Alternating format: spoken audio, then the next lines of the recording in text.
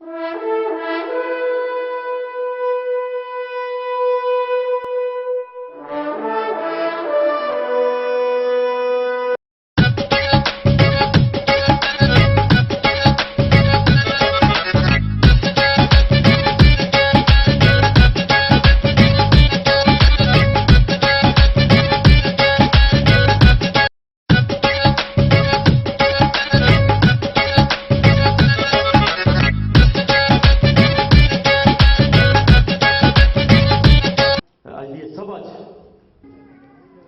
मेरे वीरों,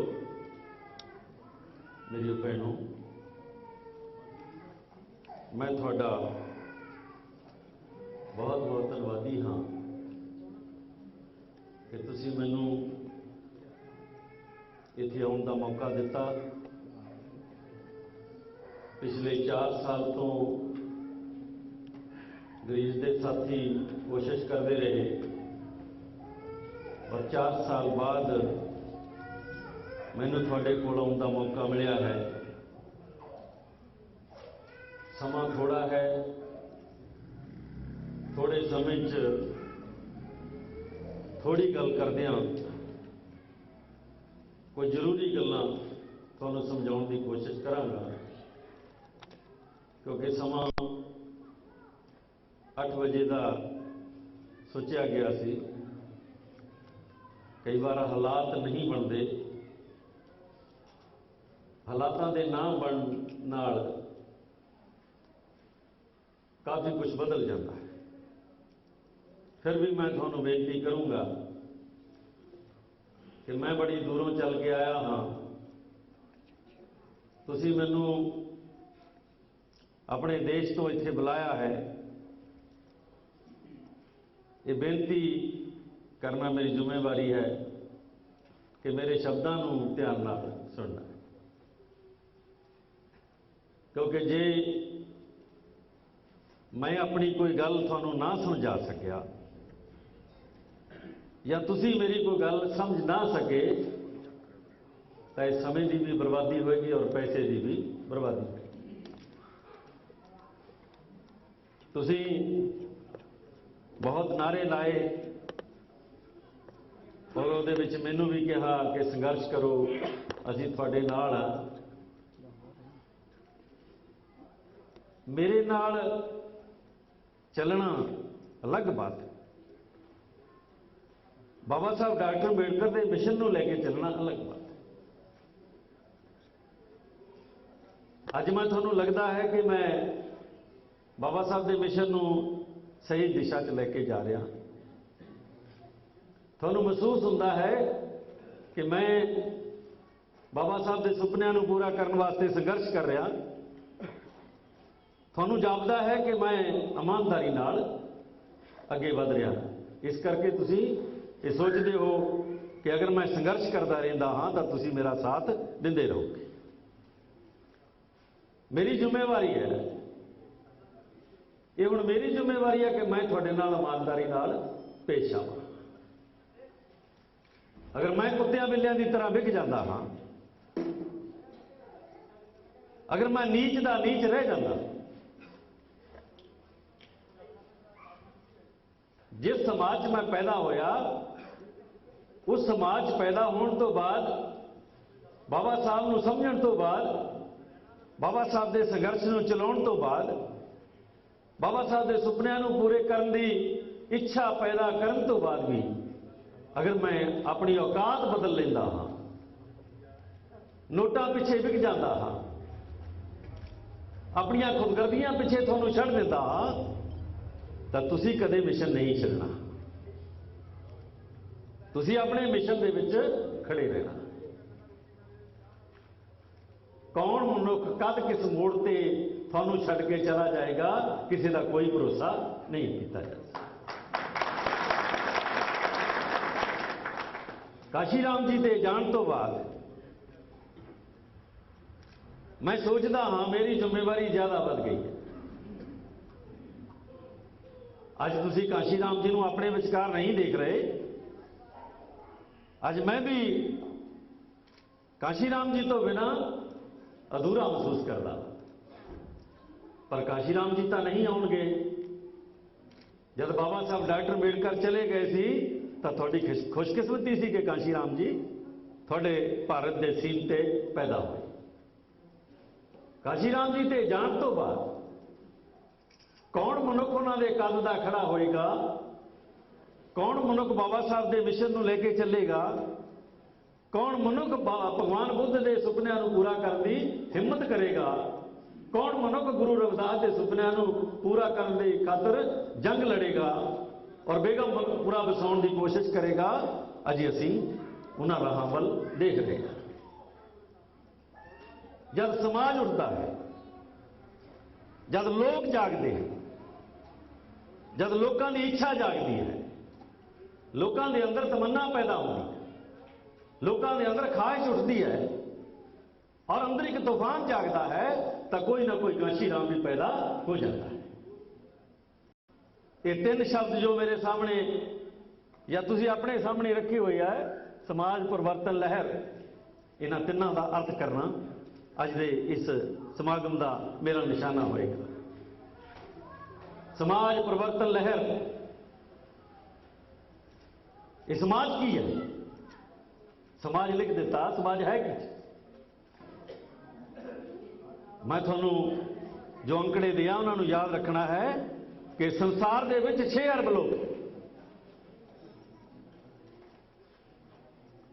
और संसार दे विचों भारत एक ऐसा देश है जिहदे विच 1 अरब लोग रहे।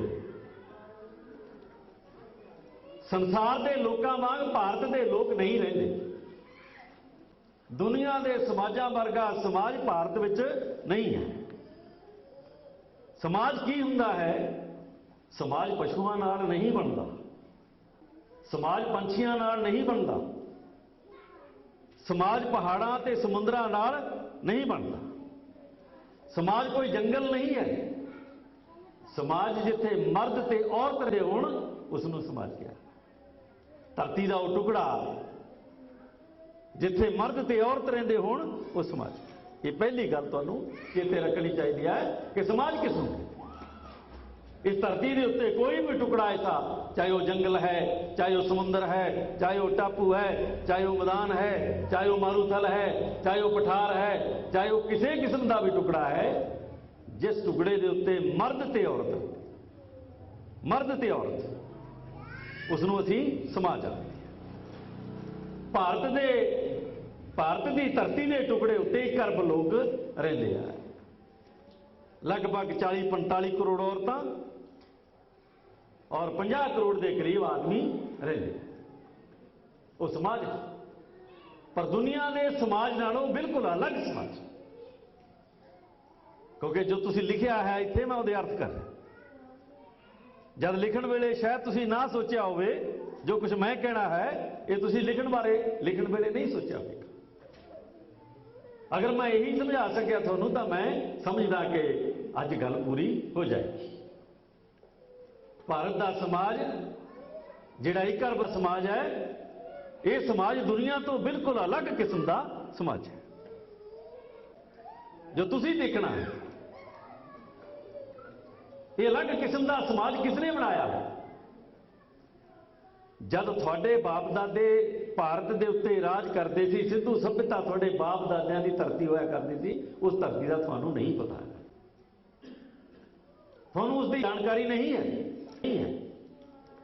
पर जब आर्य आए, आर्या ने भारत की धरती के उत्ते भारत का समाज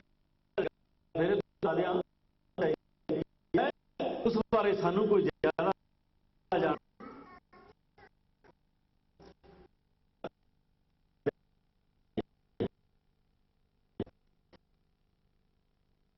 नहीं है। जंगल खोए, उसके दरिया खोए और उन्होंने दरियावां दे जिस किस्म का किस किस्म का समाज है पंच नहीं गए होंगे। मेरिया भैनों को शायद वक्त चंगा नहीं मिलया होगा किते कि उन्होंने इस गल की समझ लगे। इस करके मैं थोड़ा जानकारी दिंदा रहूँगा कि किस किस्म का समाज है। ऋग्वेद ने भारत के समाज को किस तरह बनाया। ये मैं ज़्यादा लंबी चौड़ी कहानी नहीं कहनी, थोड़ी थोड़ियां बातों नाल मैं गल समझाउण दी कोशिश करूंगा कि ऋग्वेद दे विच लिखिया गया कि ब्रह्मा ने अपने सिर दे उत्तों ब्राह्मण नूं पैदा करिया। ये समाज की रचना है। मैं इस करके कह रहा कि तुसीं समाज शब्द पहला पाया, समाज की रचना की है, इसनूं समझना थोड़े वास्ते बहुत जरूरी है। ऋग्वेद दे विच लिखिया है कि ब्रह्मा ने अपने सिर दे उत्तों किसनूं पैदा किया? ब्राह्मण नूं पैदा किया। ब्रह्मा ने अपनियां बाहां तो क्षत्री पैदा किया, ठाकर पैदा किया। ब्रह्मा ने अपनियां लत्तां तो वैश्य पैदा किया, बणियां पैदा किया। वैश्य किसनूं कहने भाई? बणियां नूं पैदा किया। ये तीन मनुख ब्रह्मा ने अपने सिर तो, अपनियां बाहां तो और अपनियां लत्तां तो पैदा किए। और इन्हां तो बिना जितना भी लाना भारत च रहिंदा है वो सारे का सारा लाना ब्रह्मा ने अपने पैरों चों पैदा किया। पहली गल तो तुहानूं ये समझनी जरूरी है कि ब्रह्मा ने सिर तो ब्राह्मण पैदा किया, बाहां तो क्षत्री पैदा किया, लत्तां तो वैश्य पैदा किया और पैरों तो जिहड़े ब्राह्मण नहीं है, बणियां नहीं है और ठाकर या क्षत्री नहीं है, जिन्ना बाकी लाना सारे का सारा वो सारे दे सारे कित्थों पैदा किए? पैरों चों पैदा किए। पंजाब दे विच किस तरह के लोग आ तुहानूं छेती समझ लग जाएगी। जट, तखान, नाई, चींबे, चौर, मजबी, चमार, बौरगे, सांसी, गिद्दड़, कुट, गधीले, अरा वगैरह, नतू खैरा, ये सारे दे सारे की है भाई? ये पैरों चों पैदा हुए लोग हैं। किसने पैदा किए? ब्रह्मा ने। किसने लिखा? किथे लिखा गया है? ऋग्वेद। लिखा किसने? ब्राह्मण ने। जब आर्या जित गए, आर्या ने समाज की रचना की। समाज की रचना चार किस्म की बनाई गई कि ब्रह्मा ने अपने सिर तो, बाहां तो, लत्तां तो, पैरों तो लोग पैदा किए। और एक खास गल जो छोटे नोट करना नहीं है, क्योंकि आदमी को भी नहीं पता, औरत को की पता होगा। ब्रह्मा ने अपने किसी भी अंग तो औरत पैदा नहीं की। ऋग्वेद की रचना च औरत की कोई रचना नहीं, औरत नहीं पैदा की। ये सवाल तो खड़ा हो सकता है ना, इस सवाल का प्रश्न तो खड़ा किया जा सकता है कि जब औरत नहीं है आदमी क्यों आ गया? साडा क्या नहीं, साडे बच्चे क्या भी नहीं होंदा। उत्थे जो ब्राह्मण ने कहा है बनियानी पेट चों और शूद्रानी पेट चों शूद्र पैदा। और आर्या कौन है? ब्राह्मण लोग। साल पहला रचिया गया। 8 भी असी ब्राह्मण, क्षत्री, खान, एरा वगैरह सारे पैदा होंगे। मतलब थोड़ा समाज 3000 साल तो किस किस्म का समाज है? ऊंच ते नीच पैदा होया समाज। ऊंच नीच किस किस्म का? ऋग्वेद दे विच लिखा है कि ब्राह्मण सब तो ऊपर है। ब्राह्मण सब तो ऊपर है। जो ब्राह्मण कहता है वो थले तिन्नां नूं मनना पैंदा है। क्षत्री थले वाले दोनों उत्ते है और ब्राह्मण नालों थले है। क्षत्री ब्राह्मण नूं हुक्म नहीं कर सकता, वैश्य ते शूद्र नूं हुक्म कर सकता है। वैश्य शूद्र नूं हुक्म कर सकता है, ना क्षत्री नूं हुक्म कर सकता है, ना ब्राह्मण नूं हुक्म कर सकता है। ਇਹਦਾ मतलब की है कि उत्तों लेके थले तक ऊंच ते नीच बनी हुई है।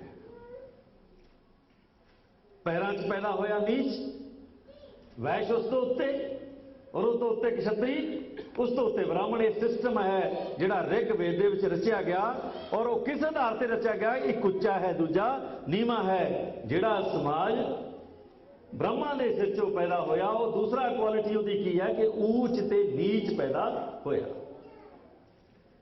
हुण ऊंच 3 किस्म के ऊंच है ये, ब्राह्मण, क्षत्री, वैश्य ते ऊंच। ये तिन्ने ऊंच है। नीच कौन है? पैरों चों पैदा होया शूद्र नीच है। नीच का अर्थ की है? नीच का अर्थ की है? तुसीं कहंदे नीच कहा मैनूं इहने, नीच का अर्थ? नीच का अर्थ है कि जिहड़ा पैरों चों पैदा होया है उसने बाणिए की सेवा करनी है, उसने क्षत्री की सेवा करनी है, उसने ब्राह्मण की सेवा करनी है और तिन्नां कोलों मंग के कुछ भी नहीं लेना है। ब्राह्मण जो देगा वो खाना है, वैश्य जो देगा वो खाना है, क्षत्री जो देगा वो खाना है। ये 3 उतले मालक है और पैरा जो पैदा होया बंदा गुलाम है। ये ऊंच ते नीच का सिद्धांत है। और ब्राह्मण के इस सिद्धांत मुताबिक पैरां चों पैदा होया कोई मनुख वैश्य नहीं हो सकता, पैरां चों पैदा होया कोई मनुख क्षत्रिय नहीं हो सकता, और पैरां चों पैदा होया कोई मनुख कदे ब्राह्मण पैदा नहीं हो सकता। और यह जन्म तो है। एक होर नवी शर्त की है कि जन्म तो है। ਜਿਹੜਾ आदमी जन्म लेता है, जिथे जन्म लेता है, ਉਹੀ ਉਹਦਾ ਰੁਤਬਾ है, समाज 'ਚ ਉਹੀ ਉਹਦਾ ਰੁਤਬਾ है। ਤੁਸੀਂ ਦੇਖਦਾ मैं कि पंजाब ਦੇ काफ़ी ज़्यादा, मेरा ख्याल ज़्यादा 90% 95% चमार इकट्ठे हो। ਤੁਸੀਂ क्यों इकट्ठे होए? ਅੱਜ पंजाब ਦੇ चमार ग्रीस क्यों इकट्ठे हो? थोड़ी समस्या की है? थोड़े कोल कारां है, थोड़े कोल अच्छे कपड़े है, तुसी थोड़ा सोहने घरां 'च रहिंदे हो, तुसी मेहनत करदे हो, अच्छा खांदे हो, तुसी भारत के लोगों नाल थोड़ा अलग रहन लगे हो। थोड़ा जदों तुसी भारत जाते हो तो लोग थोड़ा सत्कार करते हैं, पर ये तुसी इत्थे फिर क्यों इकट्ठे हो? थोड़ी समस्या की है? थोड़ी मुश्किल की है? मैनूं दस्सिया गया कि ग्रीस दे विच जिहड़ा जट शूदर है, जट शूदर, जट उपर नहीं है, जट थले है, जट शूदर भी अज भी वो की कहता है कि ग्रीस का ये जिहड़ा देश है ये चमारड़ी है। कहो भाई, इस तरह की गल सुनी तुसीं कदे? मैनूं अज दस्सिया गया कि पंजाब का जट ग्रीस आके भी ग्रीस दे विच आउण तो बाद इस देश के चमारां दे नाम ते की कहता है कि ये ग्रीस जिहड़ा है बाकी मुल्कां 'च एक चमारड़ी की तरह है। मेरा ख्याल है गल तुसीं कदे सुनी होएगी या तुहानूं कोई ना कोई दसदा रहिंदा। अगर नहीं भी दसदा तो तुसीं भारत विच भी चमार सी और ग्रीस च आके भी चमार है। क्यों इस तरह क्यों है? क्योंकि जिस समाज को बनाया गया, ब्राह्मण ने ऋग्वेद रचा गया, उन्हें थानू जब पैरां चों पैदा किया तो थानू चमार पैदा किया। हुण बात समझ लगी भाई? चमार का की अर्थ है कि जुत्तियां बनाउंदा भी रहे और जुत्तियां खांदा भी रहे, कि चमार पूरे देश दीयां जुत्तियां सिउंदा है, बड़े तिल्ले ला ला के नोकदार जुत्तियां बनाउंदा है, और पूरे भारत का चमार दूजे अछूता वांग जुत्तियां खांदा है। कदे कदे तुसीं मारदे भी हो पर ज़्यादा खांदे हो। बाकी देश नूं भी अपने नाल जोड़ के देखोगे तो तुहानूं समझ लगेगी। असीं वो लोग हाँ जिहड़े नीच पैदा होए हाँ, कल्ले चमार नहीं हैं। तखाण, नाई, चीबे, चौर, मजबी, चमार, बौरीए, साथी, यादव, खटीक, इस तरह दी जातां लगभग 6000 जातां भारत दे विच ये नीच जातियां सर। ये सारियां नीच जातियां ते ऊच जातियां 1 अरब के करीब है। ये अरब का समाज ऊच नीच का समाज है। यह अछूतां ते सछूतां का समाज है। ये पवित्र ते अपवित्र का समाज है। भारत में पवित्र कौन है? ब्राह्मण पवित्र है। ब्राह्मण पवित्र है, जन्म तो पवित्र है। जिन्ने मर्जी को कर्म कर लियो वो पवित्र का पवित्र रहेगा। असी जिन्ने मर्जी वधिया कर्म कर लिए असी नीच दे नीच रहांगे, अपवित्र दे अपवित्र रहांगे। ये है इस देश का समाज। मेरा ख्याल है समाज का थोनू, क्योंकि मैं ज़्यादा लंबी चौड़ी बात नहीं करनी है, 1 घंटे के अंदर अंदर ही ये गल समझाउणी है। तो समाज की है और इस समाज दे विच तुसी कित्थे खड़ोते हो? थोड़ी तकलीफ की है कि तुसी इत्थे बाबा साहब डॉक्टर अंबेडकर दे नारे ला रहे, तुसी काशीराम दे नारे ला रहे हैं, तुसी विच विच मेरा भी नारा ला रहे हो। क्यों ला रहे? तुसी मैनू कहंदे हो कि अगे बढ़ो भाई, असीं तुहाडे नाल है। क्यों कहंदे हो? क्योंकि मैं इस समाज नूं खत्म करने वास्ते लड़ रहा। काशीराम इस समाज को खत्म करने वास्ते लड़े। बाबा साहब डॉक्टर अंबेडकर ने कहा जात पात का बीज नाश कर दो, जात पात का बीज नाश कर दो। बाबा साहब ने एक था लिखा है कि जिस तरह भगवान बुद्ध ते गुरु नानक ने ब्राह्मण के धर्म ग्रंथों बरूद नाल उड़ाया, इस तरह इन्होंने ग्रंथों बरूद नाल उड़ा दो। बाबा साहब डॉक्टर अंबेडकर ने मनु सिमरती क्यों सारी? क्योंकि मनु सिमरती ਤੁਹਾਨੂੰ नीच ਬਣਾਉਂਦੀ है, मनु सिमरती ਤੁਹਾਨੂੰ हरिजन ਬਣਾਉਂਦੀ है, मनु सिमरती ਤੁਹਾਨੂੰ गिरिजन ਬਣਾਉਂਦੀ है, मनु सिमरती ਤੁਹਾਨੂੰ लागी कमी कमीन ते वगारी ਬਣਾਉਂਦੀ है। क्यों भाई, ये किसਦੇ ਨਾਂ है? ये हरिजन ਨਾਂ किसਦਾ है? लागी कमी कमीन ते किसदा ਨਾਂ है? वगारी किसदा ਨਾਂ है? ऊंच ते नीच किसदा ਨਾਂ है? पवित्र ते अपवित्र किसदा ਨਾਂ है? ये सारे साडे ਨਾਂ है। ਉੱਚਿਆਂ ਨੂੰ ਛੱਡ ਕੇ ਜਿਹੜੇ ਨੀਚ ਨਾਂ ਹੈ ਸਾਰੇ ਦੇ ਸਾਰੇ ਸਾਡੇ ਨਾਂ ਹੈ। ਅਸੀਂ ਬਹੁਤ ਦੁਖੀ ਹਾਂ ਇਹਨਾਂ ਨਾਮ। ਅਸੀਂ ਪੜ੍ਹ ਲਿਖ ਵੀ ਗਏ, ਅਸੀਂ ਚੰਗੀਆਂ ਨੌਕਰੀਆਂ ਤੇ ਵੀ ਪਹੁੰਚ ਗਏ, ਅਸੀਂ ਚੰਗੇ ਰੁਤਬੇ ਵੀ ਪਾ ਲਏ, ਅਸੀਂ ਚੰਗੇ ਘਰਾਂ 'ਚ ਵੀ ਰਹਿਣ ਲੱਗ ਗਏ, ਅਸੀਂ ਕਾਰਾਂ ਵੀ ਲੈ ਲਈਆਂ, ਅਸੀਂ ਕੋਠੀਆਂ ਵੀ ਬਣਾ ਲਈਆਂ, ਸਾਡੇ ਬੱਚੇ ਵੀ ਕਾਲਜਾਂ ਜਾਣ ਲੱਗ ਗਏ। ਪਰ ਇਹਦੇ ਬਾਵਜੂਦ ਵੀ ਤੁਸੀਂ ਆਪਣੇ ਵਿਹੜਿਆਂ ਤੇ ਬਸਤੀਆਂ ਤੋਂ ਕਿਹੜਾ नहीं छड़ा सके। ये है भारत का समाज जिस के खिलाफ लड़ाई लड़नी जरूरी। अगर थानू समाज की समझ नहीं है, तुसी लड़ाई किस के खिलाफ लड़ो? तुसी मनुवाद के खिलाफ नारे ला रहे, क्यों ला रहे?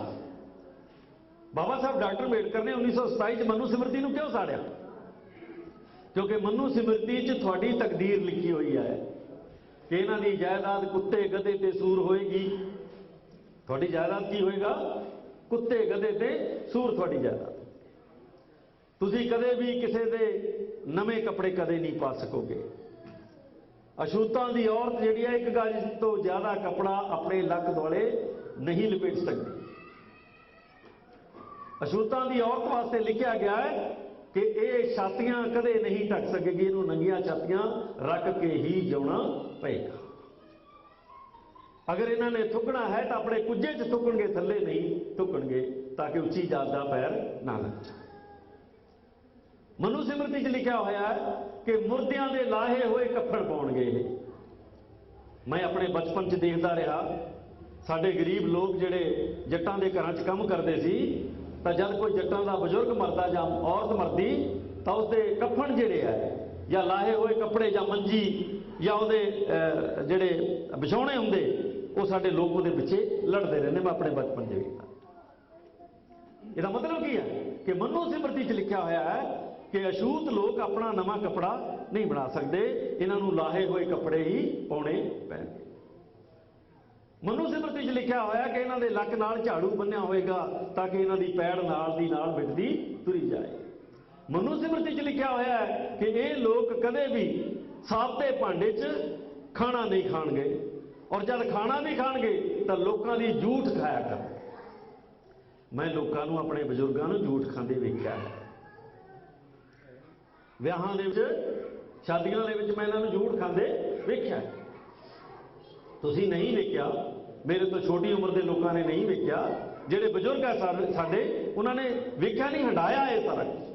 मनु सिमरती च लिखा होया है कि ये टुटे हुए भांडियां च, और भांडे भी काले होणगे, मिट्टी के भांडे होणगे। पूरे देश के विच तुहाडे वास्ते मिट्टी के भांडे अज भी मौजूद है। अंग्रेज़ों ने एक अंग्रेज संगठन है जिन्होंने एक फिल्म बनाई है दी अनटचेबल्स। एक फिल्म बनाई है दी अनटचेबल्स, तुसीं नहीं बनाई, थोड़ी फिल्म बनाई अंग्रेज़ों ने। मैं उस फिल्म को वेख रहा था, तो उस फिल्म के विच पूरे देश के विच मैं लोगों को वेख्या कि साडे जिहड़े अज भी जिहड़े बच्चे आ जां औरतां जां मर्द है वो जुत्ती पा के पिंड दे विचों नहीं लग सकते, पैरां 'च जुत्ती पा के नहीं लग सकते। वो लोग साइकिल ले लेंदे आ, पर कोई भी साडा आदमी, कोई भी साडा बच्चा स्कूल जदों पिंड 'च वड़दा है तो जुत्ती ला के हाथ 'च फड़दा है और साइकिल तो उतर के पिंड दे विच दी गुजरदा है। और कोई भी हज़ारां लखां पिंडां 'च अज भी यह हालत है कि तुसी होटलों से जदों जाते हो तो थोड़े टुटे हुए भांडे जिहड़े उही बर्तन जिहड़े तुसी की कहने उन्होंने भाई कसोरे की इस तरह का ना है कोई, वो ठूठे कहो, मिट्टी के ठूठे वो थोड़े अलग रखे हुए है, तुसी उहदे नाल पानी पींदे हो। ये थोड़ा समाज है। ये कित्थे लिखा है समाज? ये मनु सिमरती लिखा। जब तुसी मनु सिमरती के खिलाफ नारा लाउंदे हो, जब कहते हो मनु सिमरती मुर्दाबाद, जब मनु सिमरती को साड़न की गल बाबा साहब ने की तो क्यों की? क्योंकि इस देश के 70 करोड़ लोगों के खिलाफ अगर कोई सब तो बड़ा संविधान लिखा गया तो वह नाम की है? मनु सिमरती। मनु ब्राह्मण ने थोड़े खिलाफ एक सिमरती लिखी और वो की लिखा हो कि अगर ये अछूत लोग, ये नीच लोग किसी किताब वाल वेखते हैं तो इन्हां दीयां अखां दे विच तत्ते सरिए गढ़ दिते जा। ये मनु सिमरती लिखा। फिर लिखा होया है कि अगर किसी ग्रंथ की कोई तुक, कोई शब्द नीच जाति के बंदे के कन्ना च पै जाता है या वह सुन लेता है तो उन्होंने ढा के उसके कन्ना च सिक्का ढाल के पा दिता जाए ताकि दोबारा जिंदगी चो कदे ना सुन सके। मनु सिमरती च लिखा होया कि अगर नीच जाति का आदमी किसी उच्ची जाति के सामने बोलता है तो उसकी जीव कट दी है। मनु सिमरती च लिखा होया है कि अगर नीच जाति का आदमी ब्राह्मण के बराबर बैठता है, छतरी के बराबर बैठता है, वैश्य के बराबर बैठता है तो वह पिंडे से तत्ते सरिए ला के उन्होंने कुत्तियां पाड़ के पा दो। ये सारा कुछ कितने लिखा भाई? मनु सिमरती। हुण मनु सिमरती के खिलाफ जब तुम बोलते हो तो वह कारण है कोई? ये समाज जिहड़ा भारत का समाज है किसने बनाया? ऋग्वेद ने बनाया, मनु सिमरती ने बनाया। और ये वेद के ग्रंथ जिहड़े मनु सिमरती किसने लिखे? ब्राह्मणों ने लिखे, आर्या ने लिखे। आर्या ने क्यों लिखे? क्योंकि आर्या मुट्ठी पर लोग है और असी इस देश 70-80 करोड़ लोग हैं। 70-80 करोड़ लोगों दियां 6,000 जातां हैं, 6,000 तो ज्यादा जातां। और 6,000 जातां किस तरह खड़ी हैं? जिहड़ी मनु सिमरती का सिद्धांत है उसके मुताबिक किवें खड़ियां जातां? इस तरह खड़ियां सारियां। जानी ब्राह्मण उच्चा नहीं है, छतरी उच्चा नहीं है, वैश्य उच्चा नहीं है, तो तिन्ने उच्चे दे उच्चे है। जिहड़ियां अछूत जातियां, जिहड़ियां नीच जातियां, जिहड़ियां शूद्र जातियां, जिहड़ियां गुलाम जातियां, उन्हां जातियां दा की रुतबा है कि सब तो उत्ते जट आ गया, यादव आ गया, मराठा आ गया, खामा आ गया, कुरमी आ गया, पटेल आ गया, इस तो बाद फिर तखान आ गया, नाई आ गया, छिंबा आ गया, चौर आ गया, जलाहा आ गया, चमार आ गया, मजबी आ गया, इस तरह बौरिया आ गया, वाल्मीकि आ गया, हेठां उत्ते तक सारे खड़े हैं। ये खड़े किवें हैं? तुसीं अज तक ये गल ध्यान च नहीं लियांदी कि खड़े किवें हैं? कि उतली जात जिहड़ी है वह थल्ले वाले नूं घिरना करदी है। ये है साडी समस्या। उतली जात का आदमी थल्ले वाली जाति नूं घिरना करदा है। ये घिरना तुहानूं कदे इकट्ठे नहीं होण दिंदी। तुहाडे नाल तखान आके नहीं बैठदा, तुहाडे नाल जट आके नहीं बैठदा, तुहाडे नाल छिंबा आके नहीं बैठदा, तुहाडे नाल मैं देखिया कि जलाहे भी आके चमारा नाल नहीं बैठते। तुसीं कहने भाई जलाहा तो बहुत ही वड्डी जाति नहीं है। जिहड़े चमार ये कहते हैं कि साडे नाल जलाहे नहीं बैठते, साडे नाल खांदे नहीं, वो चमार कदे मजहबियां नाल नहीं बैठते। बिगड़े तो वो भी है, जानी ब्राह्मण ने उन्होंने भी बिगाड़िया होया। और जिहड़ा मजहबी है वो भी बिगड़िया होया, वो कदे वाल्मीकि दे नाल आके नहीं बैठता, उहदे नाल नहीं खाता। जिहड़ा वाल्मीकि वो भी बिगड़िया होया, उहदे थल्ले बहुत सारियां जातियां हैं जिहड़ियां बिगड़ियां होईयां। तो ब्राह्मण ने सारियां नूं की कीता होया बई? बिगाड़िया होया। 70-80 करोड़ लोग ब्राह्मण दे बिगाड़े हुए लोग, 6-7 हज़ार जातां च वंडे हुए लोग अज तक नीच दे नीच क्यों है कि इन्हां ने कदे इकट्ठे होकर ब्राह्मणवाद का मुकाबला नहीं किया। एक ऐसा समाज है दुनिया च जिहड़ा सब तो बड़ा समाज है। संसार दे विच कोई समाज तुहाडे बराबर का समाज नहीं है।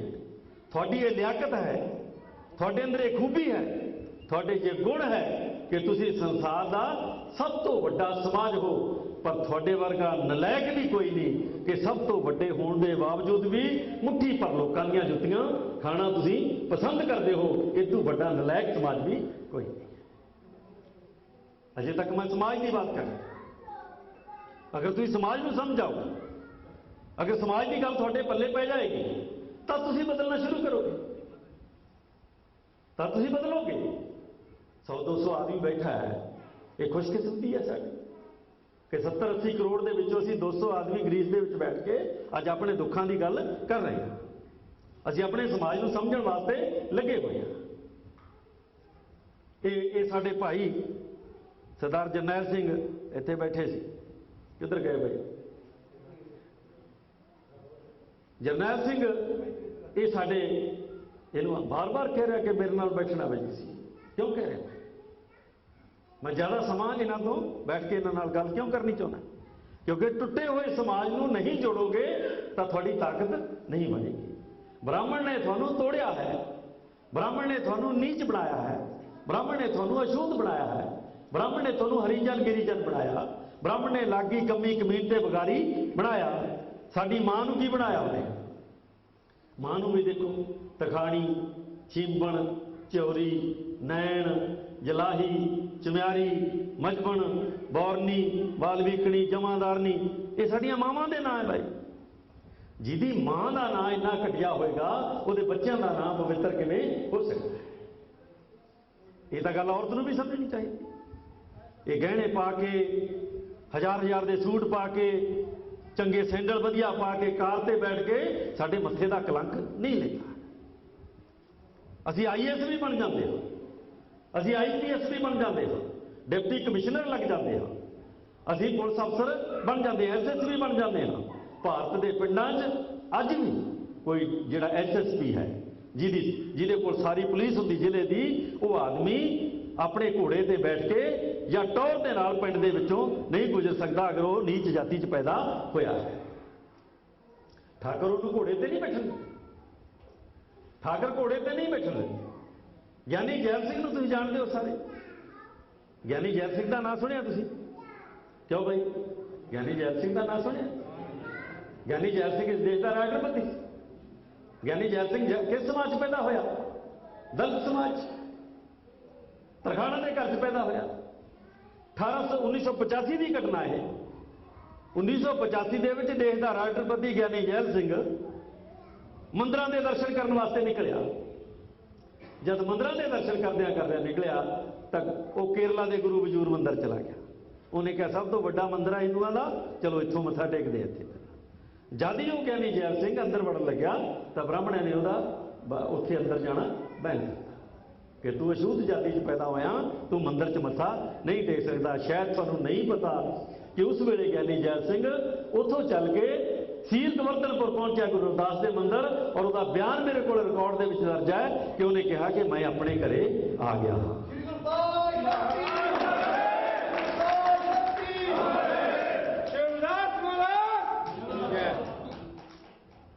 तो साथियों, है तो दुख की गल, खुशी की गल नहीं है कि देश का राष्ट्रपति हो, देश के राष्ट्रपति को ब्राह्मण मंदिर च ना वड़न देवे। इदू बड़ा दुख की होगा? जेडे लोग अपने आप को पंजाब च टुंडी लाट समझते हैं, उन्होंने बाप दादिया मंदिर च नहीं वड़ना। बाबू जगजीवन राम, तुसी बनारस जाते हो के तुसी तीजा नेत्र खोल के नहीं वेखते, जब तुसी बनारस जाते हो तो तुसी तीजा नेत्र खोल के नहीं वेखते। जब तुसी बनारस जाते हो जिथे गुरु रविदास गेट बनया होया तुहाडा, वो तो 100 गज की दूरी के उत्ते एक होर गेट बनया, हिंदू विश्वविद्यालय का गेट बनया होया है। जिथे गुरु रविदास का गेट बनया होया वो तो 100 गज दूरी से हिंदू विश्वविद्यालय का गेट बनया होया है। और उस गेट के मगरले पासे एक मूर्ति लगी हुई है, और वो मूर्ति संपूर्णानंद की है। उस मूर्ति जी वो मगर लगी हुई है वो संपूर्णानंद की मूर्ति है, ब्राह्मण संपूर्णानंद।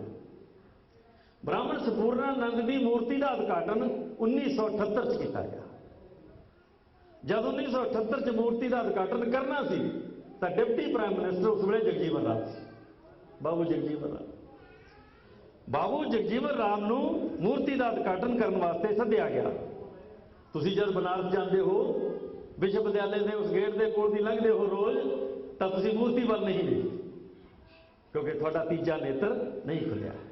2 नेत्र खुले हैं थोड़े, तीजा नेत्र नहीं खुलिया है। मैं जिस समाज की गल कर रहा, किस किस्म का समाज है, ये हुंदा की है, मैं थोड़ा ये समझाने की कोशिश कर रहा।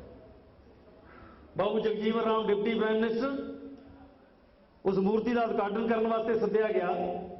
जब उस मूर्ति का उद्घाटन करने वास्ते सद्या गया, बाबू जगजीवन राम ने मूर्ति का उद्घाटन किया। उस मूर्ति नूं ब्राह्मणों ने गां के पेशाब नाल और गंगा जल ला के धोता। क्यों धोता? कि कछूत है जिहड़ा वो मूर्ति भिड गई साडी। मैं सोचदा भी पहला तुसीं उसनूं बुलाया, उदों भी वो चमार सी, जब उन्हें मूर्ति नूं हथ लाया तो उदों भी चमार सी। ਤੁਸੀਂ ਜਾਣਦੇ ਹੋ ਕਿ ਉਹ ਚਮਾਰ ਹੈ, ਪਰ ਉਹਦੇ ਹੱਥ ਲਾਉਣ ਤੋਂ ਬਾਅਦ ਉਹਦੀ ਮੂਰਤੀ ਨੂੰ ਤੁਸੀਂ ਗੰਗਾ ਜਲ ਨਾਲ ਧੋ ਕੇ ਪਵਿੱਤਰ ਕਰਦੇ ਹੋ, ਤਾਂ ਇਹ ਗੱਲ ਤੁਹਾਡੇ ਸਮਝਣ ਵਾਲੀ ਹੈ, ਉਹਨਾਂ ਦੇ ਸਮਝਣ ਵਾਲੀ ਨਹੀਂ ਹੈ। ਬ੍ਰਾਹਮਣ ਆਪਣੇ ਆਪ ਨੂੰ ਪਵਿੱਤਰ ਰੱਖਦਾ ਹੈ, ਉਹ ਨੀਚ ਨਹੀਂ ਬਣਦਾ। ਅਗਰ ਤੁਸੀਂ ਹੱਥ ਲਾ ਵੀ ਦਿੰਦੇ ਹੋ ਤਦ ਗੰਗਾ ਜਲ ਨਾਲ ਧੋ ਕੇ ਉਹ ਪਵਿੱਤਰ ਦਾ ਪਵਿੱਤਰ ਹੋ ਜਾਂਦਾ ਹੈ। ਬਾਬਾ ਸਾਹਿਬ ਡਾਕਟਰ ਅੰਬੇਡਕਰ ਨਾਲ ਪੂਨੇ ਦਾ ਸਮਝੌਤਾ ਹੋਇਆ। ਪੂਨੇ ਦੀ ਯਰਵਦਾ ਜੇਲ੍ਹ ਦੇ ਵਿੱਚ ਬਾਬਾ ਸਾਹਿਬ ਡਾਕਟਰ ਅੰਬੇਡਕਰ ਨਾਲ ਪੂਨੇ ਦਾ ਸਮਝੌਤਾ ਹੋਇਆ। ਜਿਹੜੇ ਬ੍ਰਾਹਮਣ ਔਰ ਮਹਾਤਮਾ ਗਾਂਧੀ ਬਾਬਾ ਸਾਹਿਬ ਡਾਕਟਰ ਅੰਬੇਡਕਰ ਨਾਲ ਸਮਝੌਤਾ ਕਰਨ ਗਏ, ਜਿਹੜੇ ਪੈਨ ਨਾਲ ਦਸਤਖਤ ਹੋਏ, ਉਹਨਾਂ ਨੇ ਉਹ ਪੈਨ ਆਪਣੀ ਜੇਬ 'ਚ ਵਾਪਸ ਨਹੀਂ ਪਾਇਆ। ਤੁਸੀਂ ਬਾਬਾ ਸਾਹਿਬ ਡਾਕਟਰ ਅੰਬੇਡਕਰ ਦੇ ਸੁਪਨੇ ਕਿਵੇਂ ਪੂਰੇ ਕਰੋਗੇ ਜਾਂ ਤੁਹਾਨੂੰ ਹਾਲਾਤਾਂ ਦਾ ਹੀ ਨਹੀਂ ਪਤਾ? ਉਹਨਾਂ ਨੇ ਉਹ ਪੈਨ ਵਾਪਸ ਆਪਣੀ ਜੇਬ 'ਚ ਨਹੀਂ ਪਾਇਆ। ਤੇ ਜਿੰਨੇ ਲੋਕ ਗਏ ਜਿਨ੍ਹਾਂ ਨੇ ਸਮਝੌਤਾ ਕੀਤਾ ਬਾਬਾ ਸਾਹਿਬ ਡਾਕਟਰ ਅੰਬੇਡਕਰ ਨਾਲ, ਦਸਤਖਤ ਕੀਤੇ ਉਸ ਪੂਨੇ ਦੇ ਪੈਕਟ ਦੇ ਉੱਤੇ, ਉਹਨਾਂ ਲੋਕਾਂ ਨੇ ਸਣੇ ਕੱਪੜੀ ਜਾ ਕੇ ਗੰਗਾ ਇਸ਼ਨਾਨ ਕੀਤਾ। ਇਹ ਮੈਂ ਤਿੰਨ ਮਨੁੱਖਾਂ ਦੀ ਕਹਾਣੀ ਸੁਣਾਈ। ਇੱਕ ਦੇਸ਼ ਦਾ ਰਾਸ਼ਟਰਪਤੀ, ਇੱਕ ਦੇਸ਼ ਦਾ ਡਿਪਟੀ ਪ੍ਰਾਈਮ ਮਿਨਿਸਟਰ, ਔਰ ਇੱਕ ਤੁਹਾਡਾ ਉਹ ਬਾਪ ਜਿਸ ਬਾਪ ਦੇ ਕਰਕੇ ਅੱਜ ਤੁਸੀਂ ਗ੍ਰੀਸ ਤੱਕ ਪਹੁੰਚੇ ਹੋਏ ਆ। ਗਧਿਆਂ ਤੇ ਝੂਟੇ ਲੈਣ ਵਾਲੇ ਬੰਦੇ 에ਅਰ ਇੰਡੀਆ ਤੇ ਚੜ੍ਹ ਕੇ ਗ੍ਰੀਸ ਪਹੁੰਚ ਜਾਂਦੇ ਆ। ਉਸ ਬਾਪ ਦੀ ਦਰਦਨਾਕ ਕਹਾਣੀ ਤੁਹਾਨੂੰ ਨਹੀਂ ਪਤਾ।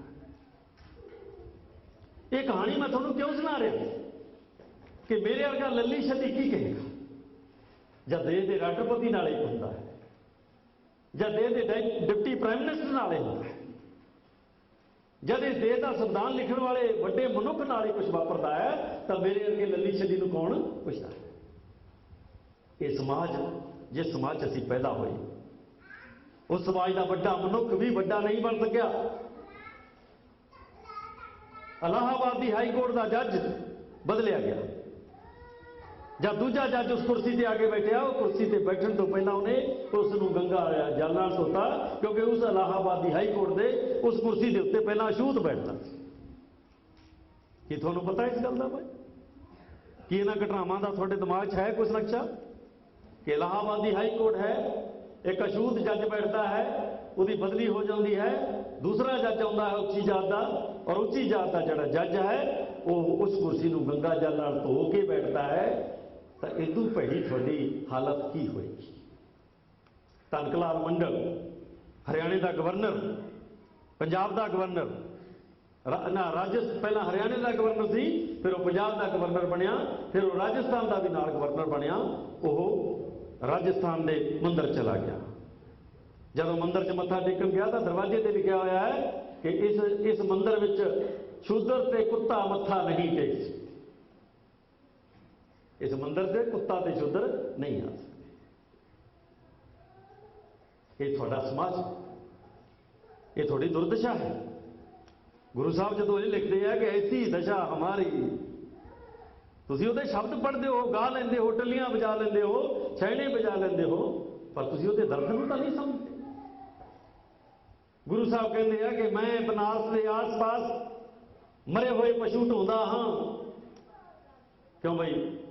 ਇਹ ਸ਼ਬਦ ਤੁਹਾਨੂੰ ਯਾਦ ਹੈ ਕਿ ਬਨਾਰਸ ਦੇ ਆਸ-ਪਾਸ ਮੈਂ ਮਰੇ ਹੋਏ ਪਸ਼ੂ ਢੋਂਦਾ ਹਾਂ, ਤੇ ਲੋਕ ਮੈਨੂੰ ਕੀ ਆਖਦੇ ਆ? ਢੇਡ ਆਖਦੇ ਆ। ਇਹ ਮੇਰਾ ਤਾਂ ਨਹੀਂ, ਇਹ ਤਾਂ ਬੜਾ ਹੈ ਨਾ ਗੁਰੂ ਸਾਹਿਬ ਦਾ, ਗੁਰੂ ਰਵਿਦਾਸ ਦਾ ਸ਼ਬਦ ਹੈ ਇਹ। ਜਦ ਗੁਰੂ ਰਵਿਦਾਸ ਇਹ ਕਹਿੰਦੇ ਆ ਜਾ ਕੇ ਅੰਦਰ ਦਰਦ ਨਾ ਪਾਈ ਸੋਕਤ ਜਾਣੇ ਪੀੜ ਪਰਾਈ, ਹੁਣ ਪਤਾ ਹੈ ਦਰਦ ਕੀ ਹੈ। ਸਤਿਗੁਰੂ ਨਾਮਦੇਵ ਕੀ ਕਹਿੰਦੇ ਆ ਕਿ ਜੇ ਪਿਆ ਮੋਏ ਢੇਡ ਕਹਿਤਾ ਹੈ ਕਾ ਕਰੂ ਬਾਲਾ। ਤੁਸੀਂ ਜਿਨ੍ਹਾਂ ਦੀਆਂ ਆਵਾਜ਼ਾਂ ਗਾਉਂਦੇ ਹੋ, ਜਿਨ੍ਹਾਂ ਦੀ ਢੋਲਕੀ ਛਾਣੇ ਖੜਕਾਉਂਦੇ ਹੋ, ਕੀਰਤਨ ਕਰ ਕਰਕੇ, ਉਹਨਾਂ ਦੀ ਅਸਲੀ ਗੱਲ ਤੁਹਾਡੇ ਪੱਲੇ ਨਹੀਂ ਪਈ। ਉਠਾਇਆ ਕਿਉਂ, ਉਠਾਇਆ ਕਿਉਂ ਮਾਰਿਆ? क्योंकि हीनड़ी जात मेरी जात मराया, छिपे के जन्म काहे को आया, ये पंडिया मोए ढेड कहना है का करूं बाप बीठला। ये सतगुरु नामदेव का शब्द है। और सतगुरु कबीर की कहते हैं कि तू काशी का ब्राह्मण ना, तू बनारस का ब्राह्मण, मैं काशी का जलाल, तेरी मेरी कैसे बनी। पंडिता तू तो बनारस का ब्राह्मण होया और मैं काशी का जलाहा होया। जलाहे दी ते ब्राह्मण दी कदे बन ही नहीं सकती, इट कुत्ते का बैर रहेगा। फिर वो की कहते हैं कि ਤੂੰ ਦੱਸ ਵੀ ਤੂੰ ਦੁੱਧ ਕਿਵੇਂ ਆ ਤੇ ਅਸੀਂ ਲਹੂ ਕਿਵੇਂ ਆ, ਤੂੰ ਬ੍ਰਾਹਮਣ ਕਿਵੇਂ ਆ ਤੇ ਅਸੀਂ ਸ਼ੂਦਰ ਕਿਵੇਂ ਆ। ਇਹ ਸਤਿਗੁਰੂ ਕਬੀਰ ਕਹਿੰਦੇ ਆ। ਅਗਰ ਤੁਸੀਂ ਉਹਨਾਂ ਦੇ ਸ਼ਬਦਾਂ ਨੂੰ ਨਹੀਂ ਸਮਝਣਾ ਤਾਂ ਤੁਸੀਂ ਸਮਾਜ ਨੂੰ ਕਿਵੇਂ ਸਮਝੋਗੇ, ਸਮਾਜ ਦਾ ਦਰਦ ਕਿਵੇਂ ਸਮਝੋਗੇ। ਜਿਹੜੇ ਤੁਹਾਡੇ ਮਗਰ ਕਰੋੜਾਂ ਲੋਕ ਬੈਠੇ ਆ ਉਹਨਾਂ ਦੀ ਪੀੜਾ ਨੂੰ ਕਿਵੇਂ ਸਮਝੋਗੇ। ਅਗਰ ਤੁਹਾਨੂੰ ਕੋਈ ਇੱਥੇ ਆ ਕੇ ਚਮਾਰੜੀ ਦਾ ਬੰਦਾ ਕਹਿੰਦਾ ਹੈ ਤੁਸੀਂ ਹੱਥ ਛੱਡਦੇ ਹੋ ਤਾਂ ਤੁਹਾਡੇ ਅੰਦਰ ਕੋਈ ਜਵਾਲਾ ਨਹੀਂ ਭਟਕੇਗੀ, ਤੁਹਾਡੇ ਅੰਦਰ ਅੱਗ ਨਹੀਂ ਲੱਗੇਗੀ, ਤੁਹਾਡੇ ਸੀਨੇ 'ਚ ਕੋਈ ਲਾਵਾ ਨਹੀਂ ਫੁੱਟੇਗਾ। ਤੁਸੀਂ ਮੁਰਦਾ ਲੋਕ ਹੋਵੋਗੇ। ਅਸੀਂ ਮੁਰਦਾ ਲੋਕ, ਅਸੀਂ ਕਬਰਾਂ ਤੋਂ ਬਾਹਰ ਮੰਜਿਆਂ ਤੇ ਪਲੰਘਾਂ ਤੇ ਪਏ ਵੀ ਮੁਰਦਾ ਲੋਕ। ਕਬਰਾਂ 'ਚ ਪਏ ਲੋਕ ਤਾਂ ਮੁਰਦਾ ਹੁੰਦੇ ਆ, ਅਸੀਂ ਤਾਂ ਪਲੰਘਾਂ ਤੇ ਪਏ ਮੁਰਦਾ ਲੋਕ। ਐਡੇ ਐਡੇ ਉੱਚੇ ਗੱਦੇ ਆ, ਬਿਸਕੀਆਂ ਵੀ ਪੀਂਦੇ ਹਾਂ, ਮੁਰਗੇ ਵੀ ਖਾਂਦੇ ਹਾਂ, ਦੁੱਧ ਵੀ ਪੀਂਦੇ ਹਾਂ, ਦਹੀਂ ਨਾਲ ਟੁੱਕ ਵੀ ਖਾਂਦੇ ਹਾਂ, ਫਲ ਫਰੂਟ ਵੀ ਖਾਂਦੇ ਹਾਂ, ਮੁਰਦਾ ਲੋਕ। 70 ਕਰੋੜ ਮੁਰਦੇ ਇਸ ਦੇਸ਼ 'ਚ, 80 ਕਰੋੜ। ਮੈਂ 70-80 ਕਰੋੜ ਮੁਰਦਿਆਂ ਦੇ ਵਿੱਚੋਂ ਜਿੰਨੇ ਲੋਕ ਮੇਰੇ ਕੋਲ ਅੱਜ ਬੈਠੇ ਆ, ਮੈਂ ਇਹਨਾਂ ਨੂੰ ਦੱਸਣ ਵਾਸਤੇ ਆਇਆ ਕਿ ਤੁਹਾਡਾ ਮੁਰਦਿਆਂ ਦਾ ਸਮਾਜ ਕਿਸ ਕਿਸਮ ਦਾ ਸਮਾਜ ਹੈ। ਤੁਸੀਂ ਸਮਾਜ ਲਿਖਿਆ ਜ਼ਰੂਰ ਹੈ, ਪਰ ਇਹ ਸਮਾਜ ਦੀ ਹਾਲਾਤ ਕੀ ਹੈ, ਕਿਸ ਕਿਸਮ ਦਾ ਸਮਾਜ ਹੈ, ਇਹ ਬਣਾਇਆ ਕਿਸ ਨੇ ਹੈ, ਇਹਦੀ ਦੁਰਦਸ਼ਾ ਕੀ ਹੈ, ਔਰ ਤੁਹਾਡੇ ਬਾਪ ਦਾਦੇ ਕਈ ਲੜਦੇ ਕਿਵੇਂ ਚਲੇ ਗਏ, ਕਿਵੇਂ ਉਹ ਇਹ ਸਾਰੀ ਕਹਾਣੀ ਕਹਿੰਦੇ ਚਲੇ ਗਏ, ਇਹ ਤੁਹਾਡੀ ਸਮਝ ਨਹੀਂ ਆਈ। ਤਾਂ ਮੇਰਾ ਖਿਆਲ ਹੈ ਮੈਂ ਇੱਕ ਸਮਾਜ ਦੀ ਕਥਾ ਤੁਹਾਡੇ ਸਾਹਮਣੇ ਰੱਖੀ ਹੈ ਕਿ ਕਿਸ ਕਿਸਮ ਦੇ ਸਮਾਜ 'ਚ ਅਸੀਂ ਜੀ ਰਹੇ ਹਾਂ, ਕਿਸ ਕਿਸਮ ਦਾ ਸਮਾਜ ਭਾਰਤ ਦੇ ਵਿੱਚ ਬਣਿਆ ਹੋਇਆ ਹੈ, ਔਰ ਕਿਸ ਕਿਸਮ ਦੇ ਸਮਾਜ ਨੂੰ ਅਸੀਂ ਬਦਲਣਾ ਚਾਹੁੰਦੇ ਹਾਂ, ਕਿਉਂਕਿ ਸਾਡੀ ਪੀੜਾ ਜਿਹੜੀ ਹੈ ਬਹੁਤ ਭਿਆਨਕ ਪੀੜਾ ਹੈ। ਸਾਨੂੰ ਕਿਸੇ ਨਾਲ ਦੁਸ਼ਮਣੀ ਨਹੀਂ ਹੈ, ਪਰ ਅਸੀਂ ਇਸ ਕਿਸਮ ਦੇ ਸਮਾਜ 'ਚ ਜਿਉਣ ਵਾਸਤੇ ਤਿਆਰ ਨਹੀਂ ਹਾਂ, ਕਿਉਂਕਿ ਸਾਰੀ ਦੁਨੀਆ 'ਚ ਇਸ ਕਿਸਮ ਦਾ ਕੋਈ ਸਮਾਜ ਨਹੀਂ ਹੈ। ਕੋਈ ਰੱਬ ਐਸਾ ਸਮਾਜ ਨਹੀਂ ਬਣਾਉਂਦਾ, ਕੋਈ ਸਮਾਜ ਉੱਚ ਨੀਚ ਪੈਦਾ ਨਹੀਂ ਕਰਦਾ, ਕੋਈ ਰੱਬ ਕਿਸੇ ਨੂੰ ਸ਼ੂਦਰ ਜਾਂ ਬ੍ਰਾਹਮਣ ਪੈਦਾ ਨਹੀਂ ਕਰਦਾ। ਪਰ ਆਰੀਆ ਲੋਕਾਂ ਨੇ ਸਾਨੂੰ ਨੀਚ ਬਣਾਇਆ, ਅਛੂਤ ਬਣਾਇਆ, ਹਰੀਜਨ ਬਣਾਇਆ, ਗਿਰੀਜਨ ਬਣਾਇਆ, ਕਵੀ ਕਬੀਰ ਤੇ ਲਾਗੀ ਬਗਾਰੀ ਬਣਾਇਆ। ਔਰ ਬਣੇ ਹੋਏ ਲੋਕ ਆ ਜਿਹੜੇ ਜਦ ਤੱਕ ਸੁੱਤੇ ਰਹਿਣਗੇ 3000 ਸਾਲ ਪਹਿਲਾਂ ਬੀਤ ਗਏ ਆ, ਹਜ਼ਾਰਾਂ ਸਾਲ ਹੋਰ ਬੀਤਦੇ ਰਹਿਣਗੇ। ਅਗਰ ਨਹੀਂ ਬਦਲੋਗੇ, ਨਹੀਂ ਉੱਠੋਗੇ, ਨਹੀਂ ਜਾਗੋਗੇ ਤਾਂ ਕੋਈ ਪਰਿਵਰਤਨ ਆਉਣ ਵਾਲਾ ਨਹੀਂ। ਹੁਣ ਬਾਤ ਸਮਝੀ ਭਾਈ, ਇਹ ਪਰਿਵਰਤਨ ਸ਼ਬਦ ਤੁਸੀਂ ਕਿਉਂ ਲਿਖਿਆ ਹੈ? ਪਰਿਵਰਤਨ ਦਾ ਅਰਥ ਕੀ ਹੈ? ਬਦਲ ਦੇਣਾ। ਪਰਿਵਰਤਨ ਕੀ ਹੁੰਦਾ ਹੈ? ਬਦਲ ਦੇਣਾ। ਜਿਸ ਤੋਂ ਅਸੀਂ ਦੁਖੀ ਹਾਂ ਉਸ ਤੋਂ ਬਦਲ ਦੇਣਾ। ਜਦ ਤੁਹਾਡੇ ਗੋਡੇ ਚੋਂ ਪੀੜ ਨਿਕਲਦੀ ਹੈ, ਤੁਹਾਡੇ ਗਿੱਟਿਆਂ ਚੋਂ ਪੀੜ ਨਿਕਲਦੀ ਹੈ, ਤੁਹਾਡਾ ਸਿਰ ਦੁਖਦਾ ਹੈ, ਤੁਹਾਨੂੰ ਬੁਖਾਰ ਚੜਦਾ ਹੈ, ਤਾਂ ਤੁਸੀਂ ਉਹਦਾ ਇਲਾਜ ਕਰਦੇ, ਤੁਸੀਂ ਉਹਦਾ ਇਲਾਜ ਕਰਦੇ। ਕੋਈ ਦੁਰਘਟਨਾ ਤੁਹਾਨੂੰ ਤੁਸੀਂ ਇਹ ਦਿੰਦੀ ਹੈ, ਤੁਸੀਂ ਉਸ ਦਾ ਇਲਾਜ ਕਰਦੇ ਹੋ। ਅਗਰ ਏਡੀ ਵੱਡੀ ਘਟਨਾ ਤੁਹਾਡੇ ਨਾਲ ਵਾਪਰ ਗਈ ਹੈ, ਤੁਸੀਂ ਉਸ ਦਾ ਇਲਾਜ ਕਰਨ ਵਾਸਤੇ ਤਿਆਰ ਨਹੀਂ ਹੈ। ਇਹ ਸਾਡੀ ਸਮੱਸਿਆ ਹੈ। ਇਸ ਦਾ ਇਲਾਜ ਕਿਵੇਂ ਹੋ ਸਕਦਾ ਹੈ? ਬ੍ਰਾਹਮਣ ਨੂੰ ਕੁਝ ਕਹਿਣ ਦੀ ਜ਼ਰੂਰਤ ਨਹੀਂ ਹੈ, ਕਿਸੇ ਬ੍ਰਾਹਮਣ ਨੂੰ ਕੁਝ ਕਹਿਣ ਦੀ ਜ਼ਰੂਰਤ ਨਹੀਂ ਹੈ। ਉਹਨੂੰ ਕਹੋ ਵੀ ਤੂੰ ਆਪਣਾ ਸਮਾਜ ਰੱਖ ਭਾਈ, ਅਸੀਂ ਤੇਰੇ ਸਮਾਜ ਨੂੰ ਮੰਨਣ ਨੂੰ ਤਿਆਰ ਨਹੀਂ ਹੈ। ਅਗਰ ਚਮਾਰ ਇਹ ਮੰਨਦਾ ਹੈ ਕਿ ਮਜ਼੍ਹਬੀ ਮੇਰੇ ਨਾਲੋਂ ਛੋਟਾ ਹੈ ਤਾਂ ਬ੍ਰਾਹਮਣ ਦੀ ਕੀ ਲੋੜ ਰਹੇਗੀ? ਤੁਸੀਂ ਬ੍ਰਾਹਮਣ ਦਾ ਕੰਮ ਤਾਂ ਖੁਦ ਕਰ ਰਹੇ, ਬ੍ਰਾਹਮਣ ਦਾ ਕੰਮ ਤੁਸੀਂ ਖੁਦ ਕਰ ਰਹੇ।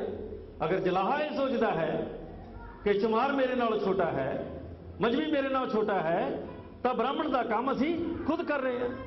ਅਗਰ ਤਖਾਣ ਇਹ ਸੋਚਦਾ ਹੈ ਕਿ ਨਾਈ ਚੀਮੇ ਚੌਰ ਤੇ ਤਖਾ ਜਿਹੜੇ ਜਲਾਹੇ ਮਜ਼੍ਹਬੀ ਹੈ, ਚਮਾਰ ਹੈ, ਇਹ ਮੇਰੇ ਨਾਲ ਛੋਟੇ ਹੈ, ਤਾਂ ਬ੍ਰਾਹਮਣ ਦਾ ਕੰਮ ਅਸੀਂ ਖੁਦ ਕਰ ਰਹੇ ਹਾਂ। ਜਦ ਅਸੀਂ ਇਹ ਕੰਮ ਕਰਦੇ ਰਹਾਂਗੇ ਤਾਂ ਅਸੀਂ ਦੁਖੀ ਰਹਾਂਗੇ, ਅਸੀਂ ਅਪਮਾਨਿਤ ਰਹਾਂਗੇ, ਇਸ ਦੇਸ਼ ਦੇ ਵਿੱਚ ਸਿਰ ਉੱਚਾ ਕਰਕੇ ਨਹੀਂ ਚੱਲ ਸਕਾਂਗੇ, ਅਸੀਂ ਆਪਣੇ ਮੱਥੇ ਤੋਂ ਜਾਤ ਦਾ ਕਲੰਕ ਨਹੀਂ ਲਾ ਸਕਾਂਗੇ। ਅਗਰ ਇਹ ਜਾਤ ਦਾ ਕਲੰਕ ਤੁਹਾਡੇ ਨਾਲ ਰਹਿੰਦਾ ਹੈ, ਜਨਮ ਜਨਮਾਂਤਰ ਤੱਕ ਰਹਿੰਦਾ ਹੈ, ਤਾਂ ਤੁਸੀਂ ਮਾਣ ਸਨਮਾਨ ਨਾਲ ਕਦੇ ਨਹੀਂ ਜੀ ਸਕੋਗੇ। ਇਸ ਕਰਕੇ ਸਾਨੂੰ ਉਸ ਸਮਾਜ ਨੂੰ ਬਦਲਣ ਦੀ ਜ਼ਰੂਰਤ ਹੈ। ਔਰ ਬਦਲਣ ਦਾ ਮਤਲਬ ਕੀ ਹੈ?